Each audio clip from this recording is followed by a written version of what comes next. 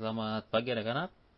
Oke, kembali lagi kita di pertemuan hari ini pada mata pelajaran seni budaya masih tetap dengan Bapak Guru yang sama.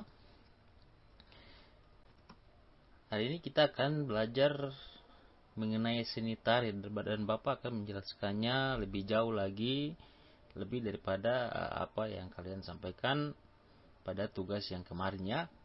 Oke, semua yang kalian jawab, pertanyaan Bapak yang Bapak berikan semuanya sudah benar. Dan sekarang Bapak akan menjelaskannya lagi lebih jauh dan lebih detail lagi dari apa yang kalian kumpulkan.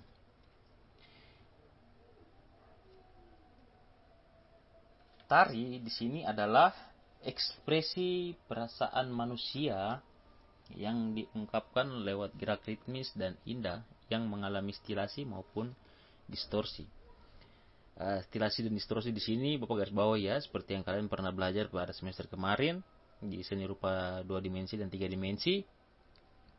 Itu adalah hakikatnya merubah dengan jalan menambah atau menguranginya ya, dengan tujuan untuk memperindah suatu karya tersebut. Sekarang kita berbicara pada tari, berarti kita berbicara mengenai merubah dengan jalan menambah atau menguranginya dengan tujuan untuk memperindah suatu tari tersebut. Definisi tari ini yang dikemukakan oleh Sir John Diningrat ya dalam bukunya Profesor Dr. Y. Sumandio Hadi. Di situ dia mengutip perkataannya Sir John Diningrat bahwa keindahan tari itu tidak hanya mengenai keselarasan gerak badan dengan iringan musik saja ya, tetapi seluruh ekspresi itu harus mengandung maksud-maksud dari tari yang dibawakan. Semua ini berarti bahwasanya suatu tari harus tersaji dengan indah, seperti begitu. Di Jawa itu tari klasik ini dianggap adiluhung, yaitu apa itu adiluhung? Yaitu indah dan sangat sungguh luar biasa.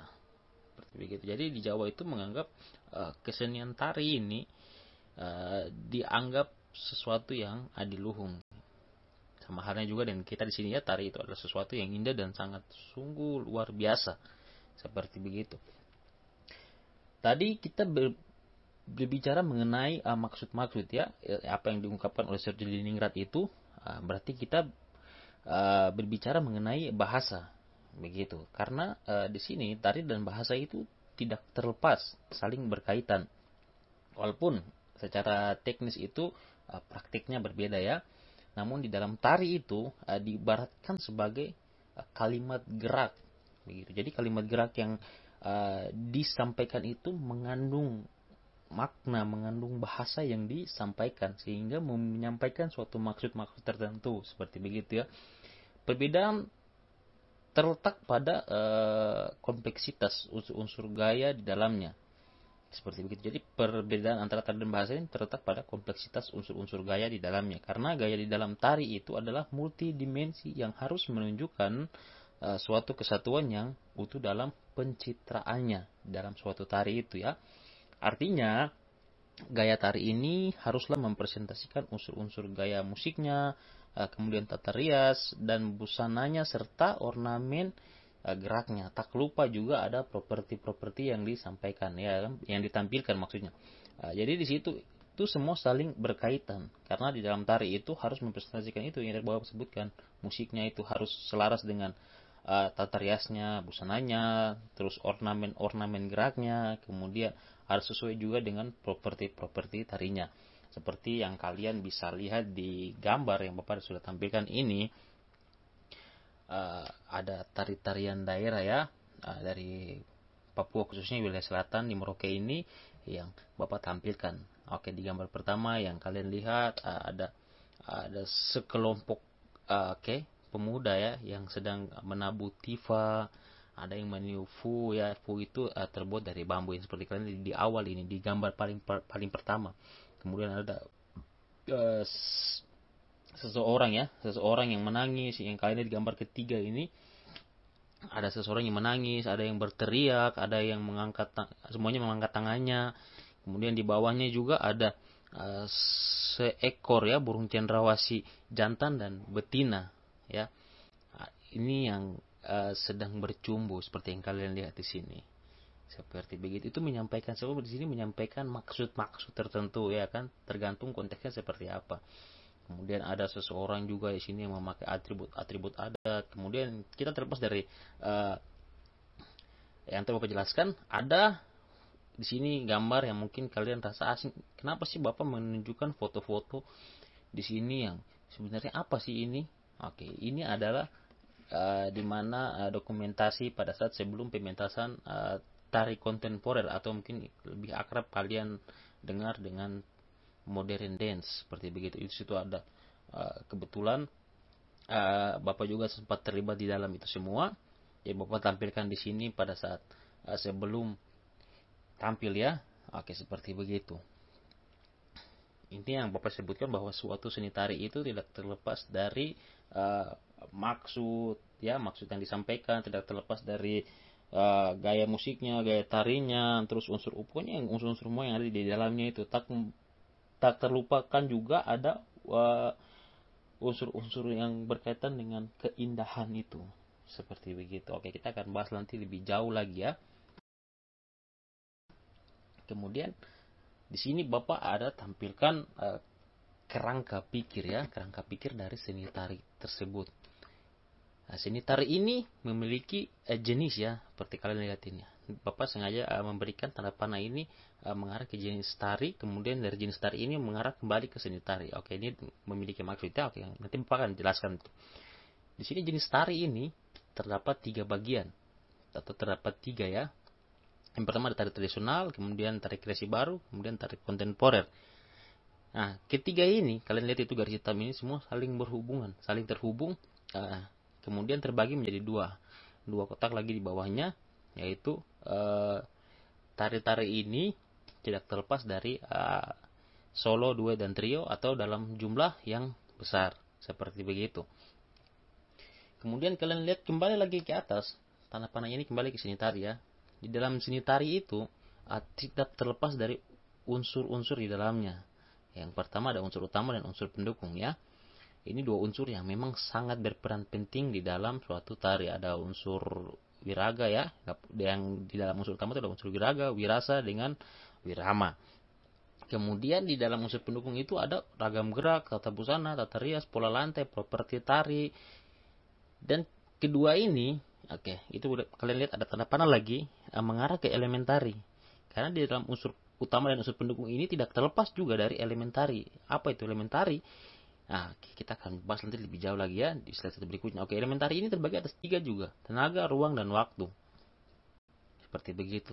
Jadi, di dalam tari tradisional, kreasi baru, kontemporer, itu semua terdapat unsur utama dan unsur pendukung. Tak terlepas juga ada elemen tari yang melingkupi itu semua, meliputi tenaga, ruang, dan juga waktu.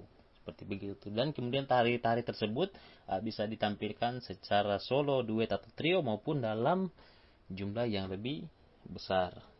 Kemudian kesimpulan dari ini semua bahwa dalam seni tari itu haruslah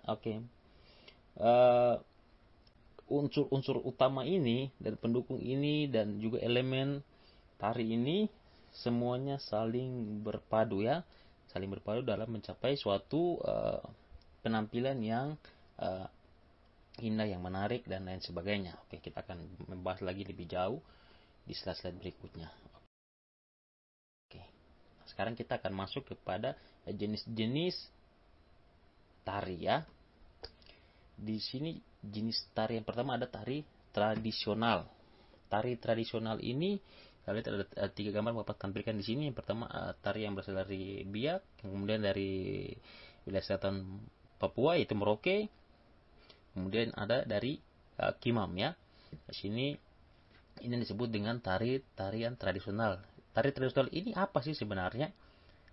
Tari ini adalah tari yang hanya dibawakan oleh orang-orang tertentu, ya kan, tidak bisa masyarakat yang berada dari wilayah lainnya atau dari suku lain ini terlibat di dalam tari tradisional ini.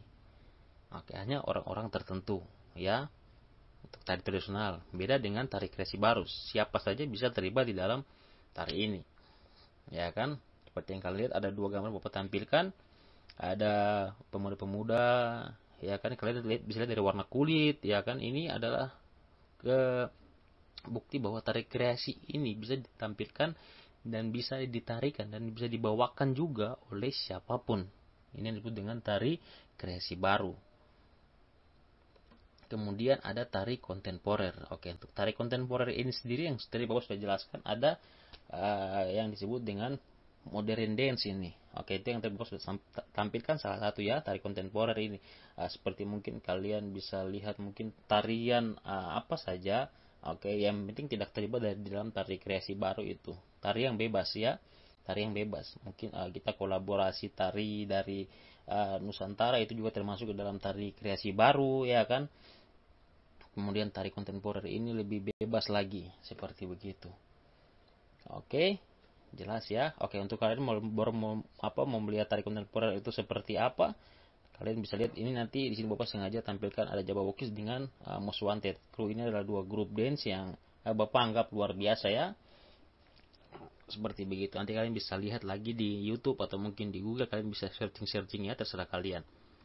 Kemudian kita masuk lagi di sini tari ini ya, tari kreasi baru maupun tari kontemporer ini bisa dibawakan dalam bentuk solo, disajikan dalam bentuk solo, duet maupun trio ataupun dalam kelompok besar ya.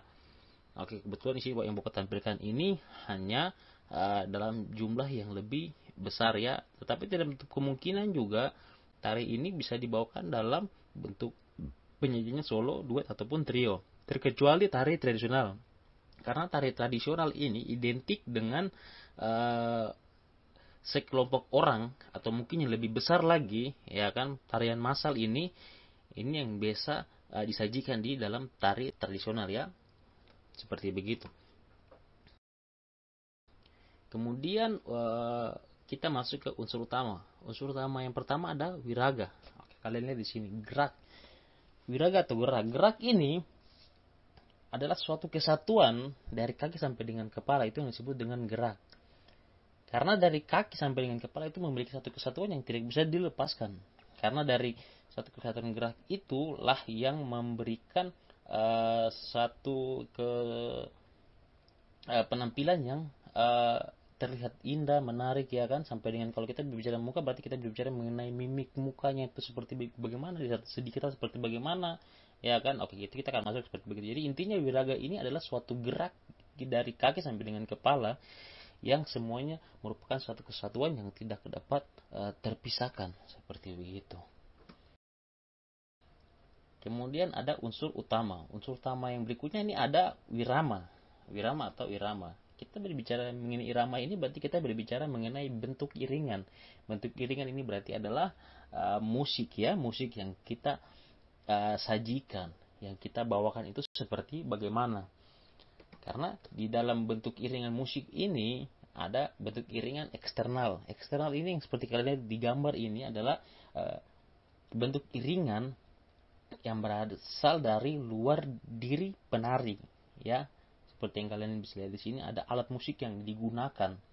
Itu yang disebut dengan bentuk iringan eksternal ya. Bentuk iringan yang berasal dari luar penari, yang berarti alat musik ya, atau musisi yang membawakan alat musik dengan kemampuannya masing-masing, seperti begitu.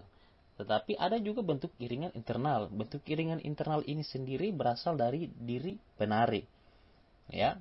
Seperti mungkin pada saat menari mungkin ada siulan ya kan, kita menggunakan mulut, mungkin kita berteriak atau mungkin kita mengeluarkan suara apa saja, itu berasal dari mulut. Kalau dari tangan mungkin kita menepuk tangan ya kan, intinya ada suara yang keluarkan dari tangan maupun dari kaki ya kan. Kalau kaki berarti hentakan kaki, seperti begitu. Tetapi bentuk iringan eksternal ini juga tidak menutup kemungkinan ada bentuk iringan internal di dalamnya ya. Karena ini merupakan satu kesatuan ya, satu kesatuan yang memang tidak dapat dipisahkan. Karena musisi ini sendiri juga tercipta ya kan, adanya musisi ini juga berarti adanya juga penari semua saling melengkapi. Berarti juga ada mungkin salah satu dari seorang musisi ini yang berasal dari luar penari ini bisa mengiringi yang tadi Bapak sebutkan, yang bisa berasal dari mulut, mungkin dari tangan maupun dari kaki ya. Ada bentuk iringan internal itu bisa saja seperti begitu. Kemudian yang kita masuk ke unsur utama yang terakhir adalah wirasa. Wirasa ini adalah suatu bentuk emosional yang ditampilkan sehingga rasa itu tersampaikan kepada penonton. Di sini Bapak tampilkan dua gambar ini. Yang pertama ya, kita lihat gambar pertama ini ada yang Bapak sudah tampilkan di awal, ada burung cendrawasih jantan dan betina yang sedang bercumbu. Ya kan, ini tarian bala cendrawasih. Jadi di sini ditampilkan bagaimana seorang burung cendrawasih itu sedang bercumbu dengan pasangannya, saling bertatap muka, saling menyampaikan pesan bahwa si burung ini sedang bercumbu mesra dengan pasangannya. Seperti begitu. Itu jadi ada rasa yang ditampilkan. Ya kan, rasa ceria itu, kegembiraan itu. Seperti begitu. Kemudian kita bergeser lagi ke sebelahnya. Ini ada sekelompok orang yang menampilkan rasa sedih ini, rasa sedihnya ini yang begitu dalam sekali, sehingga kita melihatnya saja kita sudah bisa tahu bahwa ini seseorang sedang menampilkan rasa sedihnya ini seperti apa. Seperti yang kalian lihat ini, mereka mengangkat tangan, ada yang di tengah ini sedang menangis, yang di ujung perempuan sana sedang berteriak, begitupun yang laki-laki juga, semua menampilkan rasa kesedihan ini, kekecewaan itu ditampilkan lewat tari tersebut. Jadi sehingga unsur utama tari yang terakhir itu ada wirasa, rasa yang disampaikan, yang ditampilkan itu, sehingga pada saat kita menonton, kita bisa tahu, oh iya, ini dia sedang menampilkan rasa sedihnya, rasa senangnya, seperti begitu. Kalian paham ya? Oke. Kemudian kita lanjut lagi di unsur yang kedua, yaitu unsur pendukung.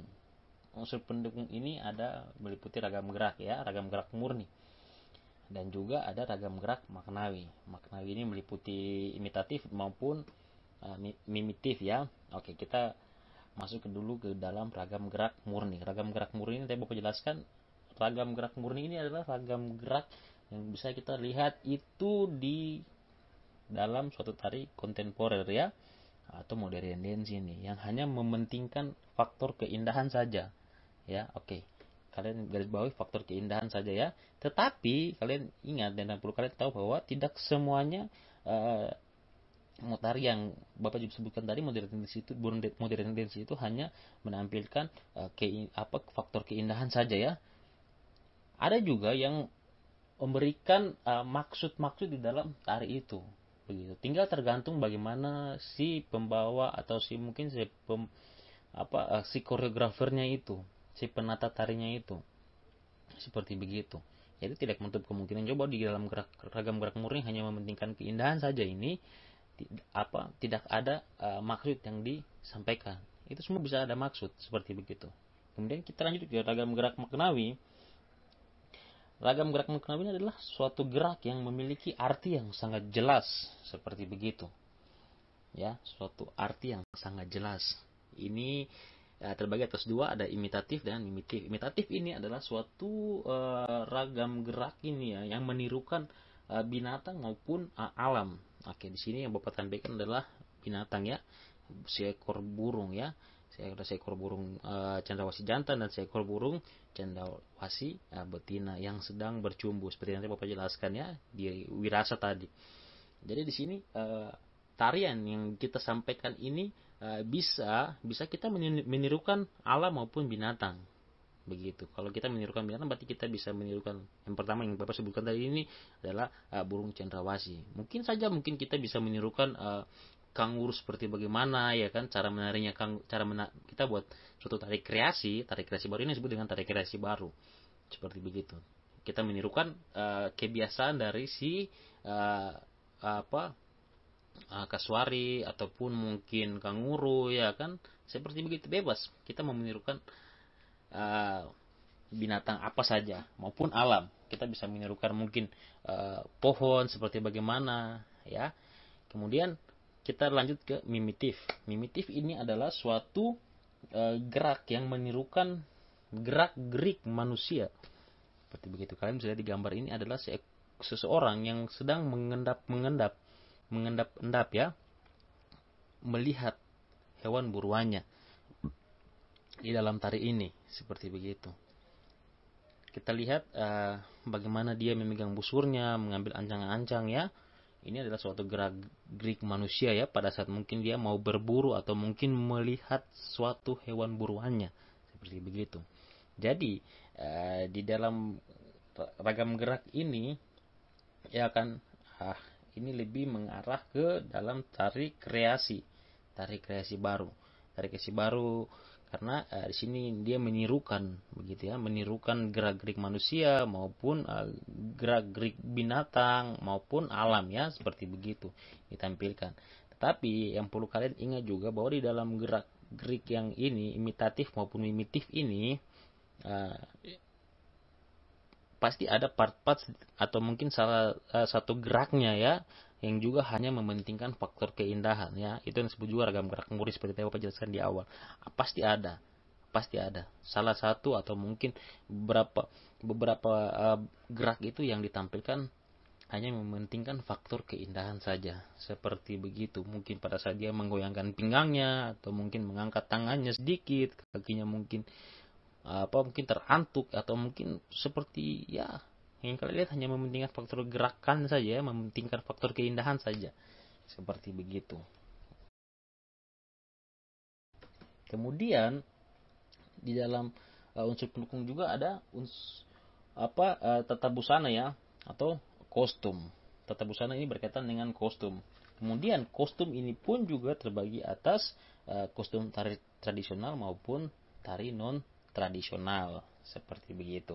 Kalian bisa lihat di sini kostum tari tradisional yang Bapak sampaikan di sini, Bapak tampilkan di sini adalah kostum tari ya lengkap. Ini adalah suatu kostum yang memang hanya dipakai oleh seorang memang yang boleh diizinkan untuk memakai atribut-atribut adat, seperti begitu, karena tidak hanya asal untuk dipakai oleh seseorang itu begitu, karena memang mengandung makna-makna magis ya, seperti itu. Oke, itu untuk kostum tari tradisional. Kemudian untuk tari non tradisional seperti yang kalian lihat di sini, semua sudah mengalami perubahan ya, sesuai dengan perkembangan zaman. Oke, seperti kalian lihat di sini, kita lebih banyak menggunakan kain-kain ya, kain-kain di sini. Kemudian mungkin kalian lihat di hiasan kepalanya mungkin sudah mengalami perubahannya dengan tujuan untuk memperindah, seperti yang Bapak sudah jelaskan, stilasi maupun distorsi ya, dengan tujuan untuk memperindah tari tersebut ya. Tapi ini berkaitan dengan tata busana atau kostum yang kita gunakan. Ini disebut dengan kostum tari non tradisional, seperti yang kalian bisa lihat di sini. Kemudian kita lanjut lagi, ada tata rias. Tata rias ini kita masuk ke tata rias, ada tata rias korektif, kemudian tata rias fantasi, kemudian ada tata rias karakter. Oke, kalian lihat di sini Bapak sengaja menampilkan para wanita ya, wanita di sini ini yang disebut dengan tata rias korektif, menyempurnakan penampilan fisik yang kurang sempurna. Karena ini yang Bapak maksud, karena kita beda, kita menari dengan tidak memakai makeup begitu, karena kita lebih dengan tujuan mungkin kita lebih memperindah diri kita dengan mengurangi mungkin fisik kita mungkin yang kurang sempurna, atau mungkin ada mungkin minta maaf kalau memang mungkin ada yang misalnya mungkin bekas luka di bagian pipi, bisa ditutup dengan bedak ya, seperti begitu. Itu yang dimaksud dengan tata rias korektif, menyempurnakan penampilan fisik yang kurang sempurna. Kemudian kita masuk ke tata rias fantasi. Tata rias fantasi ini adalah tata rias imajinasi sesuai dengan khayalan namun bisa dikenal. Oke, seperti kalian lihat di sini, tata rias fantasi ini yang di sini Bapak tampilkan ada sekelompok pemuda ya, pemuda yang dicat badannya, kemudian mukanya, tangannya. Ini adalah sesuatu tata rias fantasi ya, berdasarkan imajinasi. Kita menampilkan karakter ya, karakter seorang kesatria itu, tetapi berdasarkan fantasi yang kita miliki ya. Kita berimajinasi seperti bagaimana seorang kesatria itu, tetapi kita lebih membuatnya lebih modern lagi seperti itu. Seperti yang kalian lihat, bisa lihat di gambar ini. Ya, itu yang disebut dengan tata rias fantasi, tetapi intinya masih bisa dikenal ya. Muka kita masih bisa dikenal, oh bahwa ini kita si A, si B, si C dan seterusnya. Kemudian kita masuk ke tata rias karakter. Tata rias karakter ini adalah merubah wajah seseorang sesuai dengan watak atau peran. Seperti begitu, banyak digunakan pada saat ini pada tari-tari bercerita ya, menceritakan tentang, mungkin ini yang tadi Bapak sudah jelaskan, menceritakan tentang binatang, berarti kita harus menampilkan karakter kita ini seperti binatang. Seperti begitu. Kebetulan di sini yang Bapak tampilkan adalah kelompok ya, sekawanan burung cendrawasih, betina maupun jantan ya. Berarti kita harus membuat karakter itu sama persis dengan binatang tersebut ya. Seperti yang kalian lihat di sini ada cendrawasih. Begitu. Kita bisa mungkin mempoles mukanya, membentuk gambar burung itu seperti bagaimana ya kan. Kalau untuk properti lainnya seperti tadi Bapak sudah disebutkan, ada hiasan kepalanya membentuk seekor burung, kemudian sayap-sayapnya ya. Seperti yang kalian lihat di sini, ini disebut dengan tata rias karakter. Begitu. Bisa tata rias karakter itu mungkin kita tidak menggunakan pakaian ya, kita menggunakan pakaian tetapi yang sewajarnya ya. Kemudian tetapi muka kita bisa dibentuk menyerupai, misalnya kita mau menari macan, kita bisa saja mukanya kita hanya yang digambar menyerupai macan, tetapi tangan-tangan kita misalnya mungkin hanya bagian tangan bagian luar ya, dengan kaki sedikit-sedikit begitu. Tetapi untuk pakaiannya kita bisa menggunakan pakaiannya hanya mungkin menutupi kita tidak secara keseluruhan seperti yang kalian lihat di sini balada cendrawasih ya, Ceko cendrawasih. Kalau ini kan lengkap. Bisa saja kita muka kita dicat menyerupai macan, menyerupai kanguru, kasuari ataupun sebagainya ya. Ini yang disebut dengan tata rias karakter. Oke. Yang berikutnya ada pola lantai. Oke. Pola lantai ini biasa kalian kenal dengan sebutan formasi. Pola lantai ini adalah sesuatu ini ya, penari yang berpindah, bergerak ataupun bergeser posisi. Seperti itu. Kalian bisa lihat di gambar ini. Kemudian ini Bapak ada menampilkan kotak biru, ada gambar bintang dengan lingkarannya. Bapak sudah di sini sudah siapkan. Apa sih ini pola lantai? Dan ini pola lantai ini sangat mendukung dalam penyajian suatu tari ya. Ini kalian bisa lihat, ini yang Bapak gambarkan di sini bintang-bintang ini ya kan, yang kotak pertama yang kalian lihat ini adalah suatu bentuk formasi lingkaran. Tetapi apa sih itu bintang? Bintang ini adalah posisi-posisi yang maksudnya disebut dengan penari kunci ya, dia yang pegang peranan di dalam tarian tersebut. Jadi dia membantu menutupi teman-teman yang misalnya kurang sempurna ya, mungkin dia masih kurang hafal geraknya atau mungkin penampilannya kurang bagus. Itu posisi formasi yang paling tepat seperti begini. Jadi di saat kalian menyampaikan suatu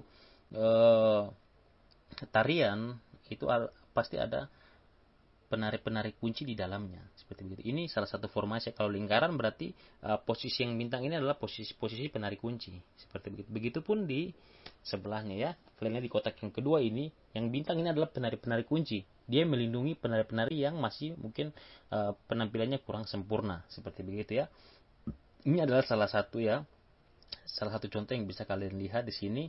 Tinggal tergantung bagaimana kalian mengatur formasinya. Misalnya ke depannya ya. Ini adalah formasi-formasi untuk penari-penari kunci seperti begitu. Tinggal nanti kalian sesuaikan saja di saat mungkin kalian mau menari, kalian bisa melihat penari-penari kunci itu cocoknya ditempatkan di mana saja. Intinya dia menutupi penari-penari yang masih kurang sempurna seperti begitu. Itu untuk pola lantai ya. Kemudian kita lanjut ke unsur pendukung yang terakhir, ada properti tari. Properti ini berarti adalah barang-barang yang digunakan penari ya, pendukung. Dia ini bersifat pendukung. Seperti yang kalian lihat di gambar ini, ada yang pertama dia memegang busur, kemudian memegang daun kelapa ya. Ini disebut dengan unsur pendukung, yaitu properti tari ini. Kemudian kalian lihat yang kedua ada pemuda yang memegang dayung ya. Ini disebut dengan unsur pendukung. Kalian bisa lihat lagi yang digunakan atribut-atribut yang lainnya di kaki, di tangan, di kepala ya, itu disebut dengan atribut-atribut pendukung. Bisa juga yang lainnya selebihnya ya, misal mungkin dayung atau mungkin di situ mau tampilkan perahu, bisa tergantung tarinya seperti apa ya, disesuaikan juga. Kemudian fungsi dari properti tari ini apa sih sebenarnya, ya kan? Fungsi ini yang pertama dari properti tari itu mendeskripsikan. Jadi saat kita menarik menyampaikan suatu tarian itu berarti kita membantu untuk mendeskripsikan. Oh, kita memegang busur. Oh, berarti kita mau berburu. Atau kita mau menampilkan seorang, bentuk seorang kesatria memegang busur. Seperti bagaimana cara menggunakannya, seperti bagaimana. Jadi dia membantu untuk mendeskripsikan suatu tari tersebut. Itu fungsi dari properti. Kemudian yang kedua, fungsi dari properti ini juga menguatkan si karakter penari tersebut. Jadi kalau kita menggunakan properti juga, itu lebih menguatkan karakter kita dalam menari. Seperti itu. Jadi lebih menguatkan karakter kita ya. Kemudian yang ketiga ada memperindah gerak. Ya kan, otomatis kita menggunakan properti tari itu berarti memperindah gerak kita pada saat kita menari ya. Ataupun pada saat kita berpindah tempat, itu semua memperindah. Jadi ini sangat-sangat membantu ya properti itu. Kemudian yang terakhir ada menyiasati. Jadi kita pada saat kita menari ini, selain kita memperindah gerak kita, mendeskripsikan tari kita, ya memperkuat karakter kita, ini menyiasati karena kalau kita menari tanpa menggunakan properti juga, itu terkesan tarinya ini kurang dimengerti, seperti begitu ya, lebih kurang dimengerti. Jadi ada properti pendukung, itulah salah satunya, yaitu menyiasati ini. Begitu. Jadi menyiasati ini dengan tujuan untuk lebih mendeskripsikan tari tersebut. Itu yang disebut dengan menyiasati ini. Oke, seperti begitu anak-anak. Oke, yang kemudian yang terakhir ini ada elemen tari. Elemen tari ini tidak terlepas dari tenaga. Oke. Kalian tahu kan tenaga itu seperti apa? Berarti kita berbicara mengenai visi kita, berarti kita sudah harus mempersiapkan visi kita dari jauh-jauh hari. Tenaga kita ini harus kita latihan dengan baik ya kan, supaya kita terbiasa pada saat kita pementasan dengan durasi waktu yang cukup lama, visi kita sudah terbentuk begitu. Jadi tenaga ini penting ya kan. Bagaimana mencapai tenaga yang maksimal, berarti otomatis ada dengan istirahat yang cukup maupun mungkin asupan gizi yang masuk ya, itu memang sangat-sangat mendukung dalam mencapai tenaga yang maksimal, seperti begitu. Kemudian yang kedua ada ruang. Apa sih ruang ini? Oke, ruang ini sebagai elemen tari memiliki hubungan dengan kekuatan-kekuatan motor penggeraknya, yaitu struktur ritmis dari pola gerakannya yang terjadi dalam ruangan itu. Begitu. Jadi ruangan ini juga adalah salah satu pendukung, begitu. Salah satu pendukung yang memang harus kita menari di dalam ruangan. Paling tidak, kalau ruangan itu berarti sudah ada ruang ya, sudah yang tertutup maupun yang terbuka, atau mungkin yang kita sudah anggap itu sebagai ruangan, mungkin di tempat terbuka ya, atau mungkin kita hanya membatasi itu semua disebut dengan ruangan ya. Itu sebut ruang gerak kita itu, begitu, seperti yang kalian bisa lihat di gambar ini. Kemudian di sini kalian lihat yang warna hijau ini depan, kemudian yang biru itu belakang. Di sini ruang. Di sini kalian tanda panah kiri kanan atas bawah ini, yang di bagian belakang ada tanda panah kiri maupun kanan, yang hijau juga di bawah yang bagian depan ini ada tanda panah kanan dan tanda panah yang di kiri. Bapak ada kasih kode M dengan K ini ya. Kalau kalian lihat yang biru ini M dengan K, begitupun sebaliknya ya. Karena terbalik yang warna hijau, jadi getarannya ini hanya W dengan K ya. Tetapi ini adalah M dan K, ini maksudnya masuk dan keluar. Kalian bisa masuk dari belakang maupun masuk dari depan, begitu ya. Bisa juga kalian masuk dari depan dan keluar juga dari depan, bisa masuk dari belakang dan keluar juga dari belakang, seperti begitu. Kalian lihat ya, yang belakang warna biru, yang depan warna hijau. Kemudian Bapak di sini sama juga Bapak ada memberikan tanda bintang-bintang ini ya, dengan bulat-bulat ini. Bintang ini apa sih sebenarnya? Bintang ini adalah posisi-posisi yang maksudnya sangat kuat di dalam suatu ruang tersebut. Jadi kalau kita membentuk suatu formasi ya, lihat, kalau kita punya formasi lebih terbuka seperti begini adalah formasi-formasi yang kuat. Jadi penampilan kita ini lebih dilihat secara maksimal, lebih terbuka, seperti begitu. Karena kalau kita menari di lingkaran ini ya, yang Bapak beri tanda bulat ini adalah posisi-posisi yang lemah, tidak kuat. Lain hal dengan yang di posisi yang di bintang ini adalah posisi-posisi yang kuat. Lingkaran, karena biasa kita menari hanya bentuk lingkaran kecil, itu posisi yang lemah karena kita menutupi teman yang lainnya. Begitu. Jadi posisi itu sangatlah lemah karena kita punya penampilan itu tidak maksimal, melainkan kalau kita menari dengan posisi yang luas ini, kita punya penampilan maksimal, dilihat lebih indah seperti begitu. Tetapi tergantung lagi kepada penata tarinya ya, bagaimana dia mengatur pola lantainya itu sedemikian rupa. Mungkin bisa saja dia kembali ke tengah dengan gerakan yang mungkin sedikit ya, mungkin hanya sedikit beberapa saat, beberapa detik saja, kemudian dia kembali lagi ke formasi yang luas seperti yang bintang-bintang ini. Bisa saja, tidak menutup kemungkinannya seperti begitu. Kemudian kita masuk ke elemen tari yang berikut, ada waktu. Waktu yang seperti kalian tahu, kita berarti berbicara dengan jam, menit ya, seperti begitu. Waktu ini terdiri dari tempo, ritme, dan durasi. Tempo di dalam waktu ini adalah suatu kecepatan atau kelambatan suatu gerak. Jadi kita tempo ini berbicara waktu ini, tempo dalam suatu tari itu kita menyampaikannya itu secara cepat atau kelambatan dalam suatu gerak, begitu. Jadi jangan antara terlalu cepat dan dari cepat ya, ataupun dari lambat ya, itu dan terlalu lambat dari lambat, begitu maksudnya. Jadi jangan saat yang lagu misalnya musik iringannya cepat, kita terlalu cepat lagi begitu. Atau mungkin pada saat musik iringannya itu lambat, kita lebih lambat lagi, kan itu tidak sesuai ya. Jadi kita punya tempo itu harus diatur sesuai dengan iringan musik itu sendiri. Kemudian di ritme ini adalah gerak ya, pola hubungan timbal balik atau perbedaan dari jarak waktu yang cepat dan lambat. Jadi ritme ini dimaksudkan dengan ritme dalam gerak ini adalah pada saat kita menari ada hubungan timbal balik dari iringan musik itu sendiri. Begitu. Jadi ada pengulangan yang kita tampilkan di dalam suatu tari itu. Pengulangan gerak ya. Bisa pengulangannya dalam waktu tempo yang misalnya dalam waktu yang tidak terlalu jauh ya, misalnya di menit pertama dan menit ke 10 ya, ada pengulangan kecil di situ. Seperti begitu. Dengan menunjukkan suatu totalitas gerak gitu, begitu. Jadi menyampaikan maksud itu lebih tersampaikan ke penonton maupun ke juri seperti itu. Jadi ada pengulangan gerak yang tampilkan di dalam suatu tari itu. Dengan maksud itu sudah lebih menampilkan makna dari tarian itu sendiri. Seperti itu yang disebut dengan ritme ini.